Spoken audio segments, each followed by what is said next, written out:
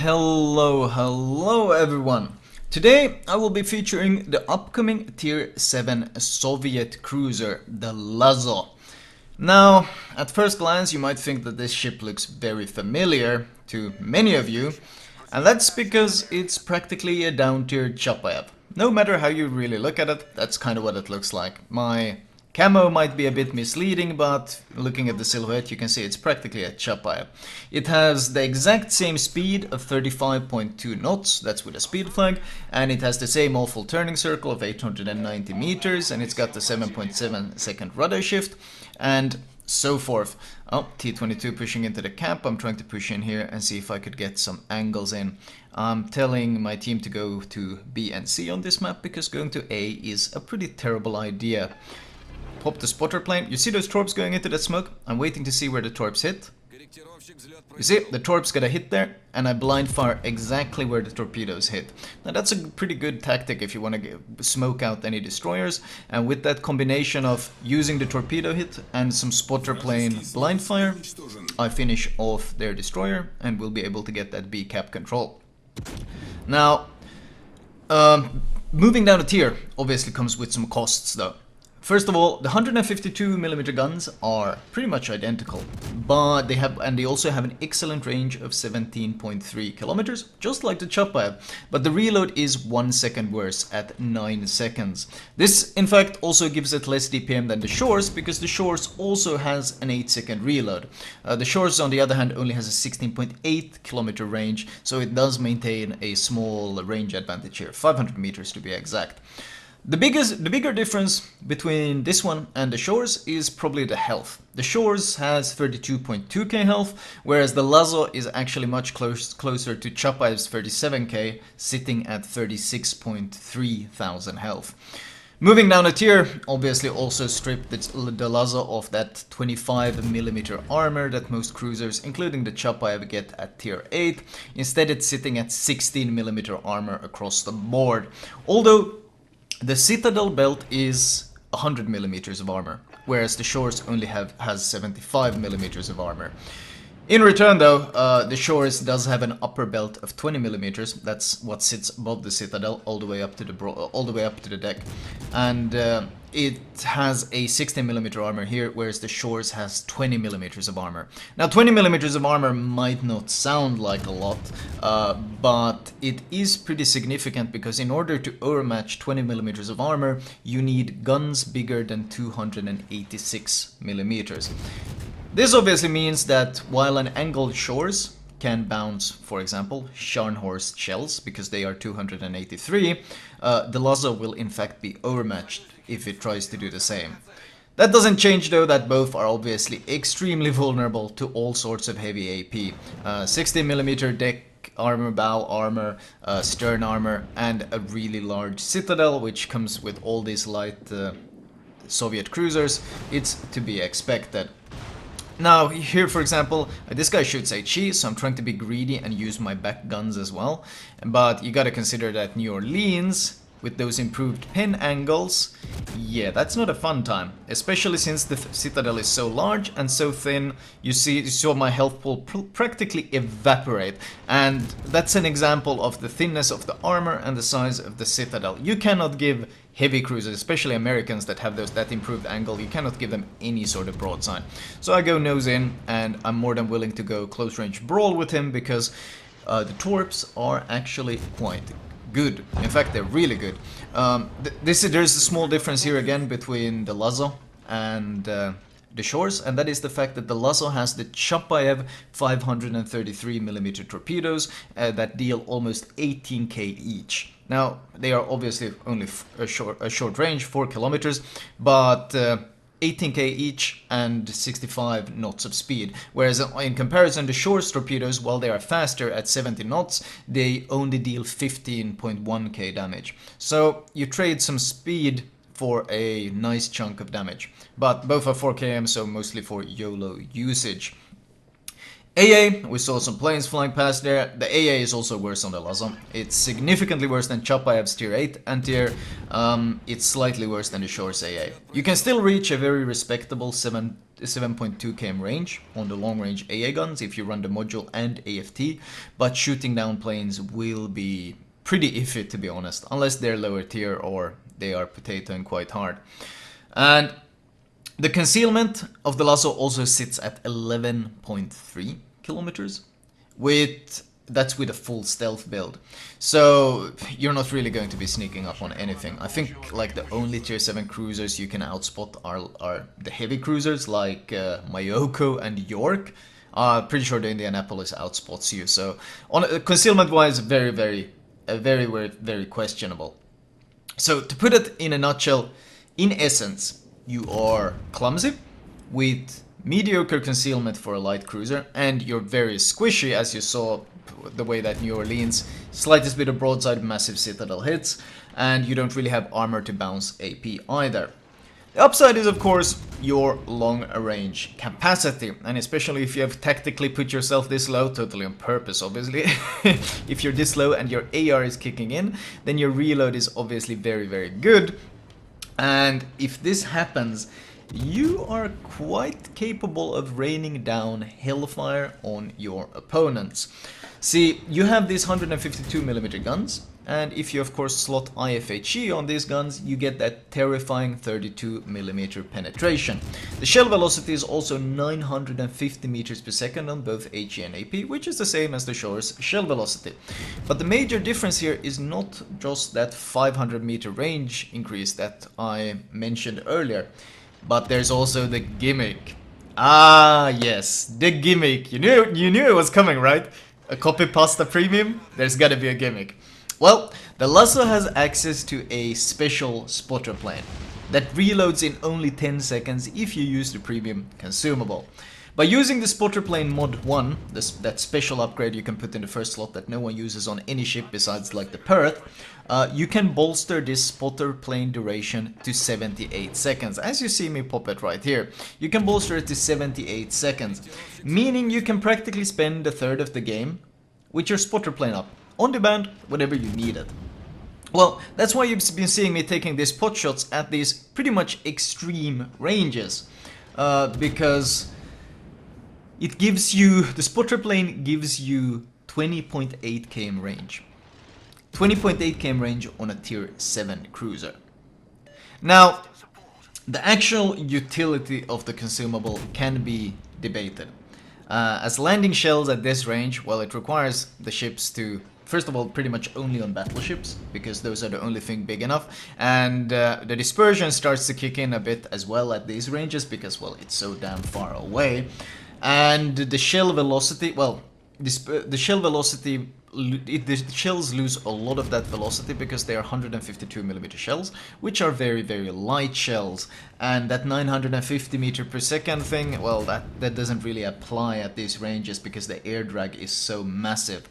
So the actual utility of this thing is obviously to harass BBs extensively from extreme ranges, combined with IFHE being able to pen that 32mm armor.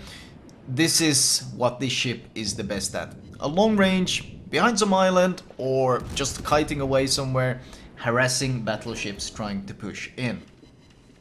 So that's the Lazo, and now you probably understand why my title for this vid was the LIDL Zao, because that's kind of what it feels like. A tier 7, some sort of weird Soviet LIDL 152mm Zao.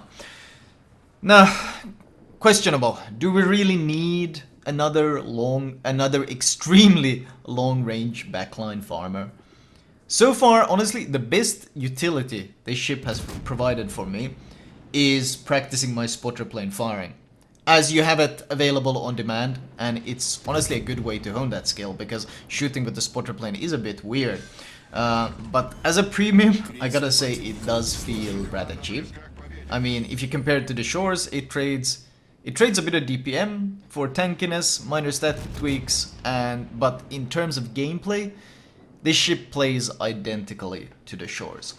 Now, if you really love the Shchors gameplay, I guess this might be the perfect premium for you, because, well, you got some more, even more range, woo, and a bit of tankiness, but you lose that 1 second reload.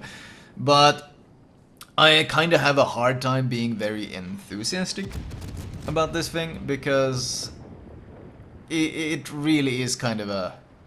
It's a bit of a gimmicky Shchors with a spotter plane. Is it a bad premium? Absolutely not. I think this is a very, very solid ship. I don't really think it's that overpowered either, although the range might be frustrating. But if anyone gets to fight you at closer ranges, and, well, they don't give me full broadside like the New Orleans did, so they get citadeled, they shouldn't have too many issues taking this thing down. It does have the 100mm armor on the Citadel though, which means that destroyers that could easily Citadel the Shchors will struggle Citadeling this thing. But what you're seeing here, like everything I'm doing right now, is the exact same thing I'd be doing in the Shchors as well. I'm not using the spotter plane gimmick, I'm just hiding behind islands, positioning myself wisely, and farming the battleships that are trying to push in. This is, by the way, you might have noticed at the start of the game when I said I want my team to go BC, that you shouldn't go A is a bad idea. What I'm displaying right now here is why you never go A on neighbors. Because if the enemy goes BC, in order for the team at A to push up, they have to push up into all of these islands. And if there's some good players on the enemy team who know how to position, then they will park their cruisers exactly in the spots I'm seeing now, which is basically using the terrain to my advantage to deal damage without taking any damage in return. And as I often mention when it comes to cruisers, that is the best way to play a cruiser. Your weakness is tankiness, your strength is damage. So if you can put yourself into a position where you can utilize your strength without exposing your weakness, well, then you're playing your cruiser well. And if you go BC on this map, that means your cruisers can hide behind all of these islands and they can just farm, get in this raw damage, put in this raw DPM to work, and just kill all these battleships. And the difference between going from C to B is that there's a lot of cover. Whereas if you go from A to B, well, there's nothing but open sea the entire way. And that's why you never go A on neighbors. And that's why I always try to convince my team to go B and C on neighbors. But usually people don't listen because they like going to hide down there in that bottom left corner. Minor tip though, if you're a cruiser player, B and C is your bread and butter. This is where you can utilize islands, this is where you can ambush people with torps, this is where you can catch DDs off guard, this is like, there's a lot of juiciness you can utilize here, which is completely wasted if you go A. Königsberg pops up, with AP I will be able to match his nose, or I should be, so I'm trying to rush out, but the game already ends. And our little Lazo experience ends here. Now, 142,000 damage on a tier 7 cruiser is never a bad result. I did get a Kraken, well, technically a Kraken because, well, you don't get any achievements on these test ships. We got a cap, we got some fires, 12 fires, that's pretty okay. Team score wise, we topped the scoreboard with a bit more than 2,000 base XP. I mean, I don't really know how much more there is to say about this ship. You really love the Shchors? You must be hyped for this thing. You don't think the Shchors is anything special? Well, I don't think you're gonna think the Lazo is anything special either. Detailed report wise, 95k in raw HE with that IFHE, and then only about 25k with the fires. The fire chance is a bit worse than what you have on the Chapayev. I'll mention that when I show you guys the build, and a bit of AP damage, mostly on the New Orleans that gave me so much broadside. The majority of the damage I took, pretty much all of that 28k raw AP was courtesy of that New Orleans blapping my broadside, because you have a lot of citadels just like the Shchors. Anyway, let me show you guys my recommended build for this thing. Right, as usual, let me show you my recommended build. Now, consumable wise, priority number 1 is always damage control. In this case, I would get that additional spotter plane. The actual cooldown difference is pretty unnecessary, because even the non-premium consumable has a 15-second cooldown. But getting one additional one of these is actually quite nice, because this is one of the few ships where you can actually run out of spotter planes very easily, because you have them on demand all the time whenever you need one. And finally, of course, defensive AA, because why not? You don't really do much with Hydro, because, well, you shouldn't really be in positions where you're forced to use Hydro, whereas defensive AA with your long AA range will suit you much better. Upgrade wise, spotter plane. Finally some use for this spotting aircraft mod. One of the few ships besides like the Perth that where I actually want to use this one. So finally I used for this consumable. Rudder shift of steering gears mod because, well, that's the part that tends to break the most on mid-tier cruisers. AA range and faster rudder shift because your turning circle is abysmal and you want to negate giving broadside as much as possible. Captain perks wise, priority target, absolutely, followed by adrenaline rush, fire chance, conceal. Actually, after fire chance, you should go IFHE. No real point going concealment expert when IFHE is such a raw damage increase. So you go IFHE first with the 10 points, and then with the 14 points concealment expert. After that, you start adding on things like AFT, just basically if it's a very specified captain, and finally direction center. Now you can also use potential Kutuzov or Chapayev captains, in which case you probably have superintendent instead, which isn't that bad of a thing since that spotter plane does see a fair amount of use. Ultimately the bread and butter skills that you want here are priority target, AR, concealment expert and IFHE. The other ones you can switch around a fair bit. The last point I put into direction center mostly because you have spotter planes in the air so often that having one additional one to give you scouting over islands and in case one gets shot down and blah blah blah, all these reasons, why the hell not? Because you don't really get too much value out of the other tier 1 perks either.